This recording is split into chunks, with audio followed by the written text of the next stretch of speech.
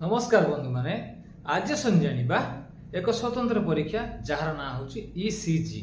आपण माने बंधु माने जानिथिबे ए ईसीजी परीक्षाटी को अनेक गुडी समय रे चिकित्सक माने अथवा डाक्टर माने विभिन्न क्षेत्र में परीक्षा करिया पे कहिथांती।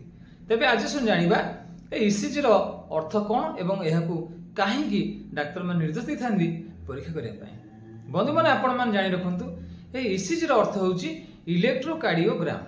ए ईसीजी रो अर्थ होची electrocardiogram, study of graphic records produced by electric currents of the ECG को ओडिया रे विद्युत हृदलेख कह जाय थाए। विद्युत यंत्र सहायता रे हृदयर गतिविधि को अनुध्यान करिया पय एक रेखाचित्र बा ए रेखाचित्र सहायता रे हृदयर गतिविधि को जणा जाय थाए बा प्रस्तुत करा जाय थाए। हृदपेशी रे विद्युत प्रवाह द्वारा घटुथिबा क्रिया एवं अनुक्रियार अभिलेख को ईसीजी कह जाय थाए।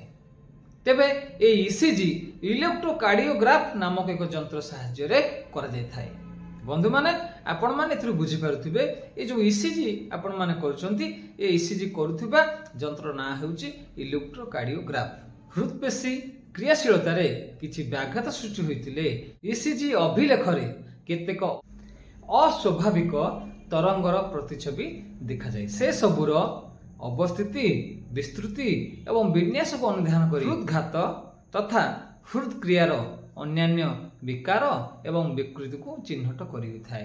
तेबे बंधु माने आज वीडियो रे हमें जानिले ईसीजी रो अर्थ कोन एवं ईसीजी रो परीक्षा हेउथवा यंत्र ना कोन एवं ईसीजी आमने काहे की करिथाउ।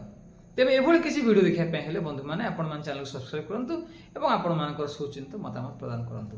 नमस्कार।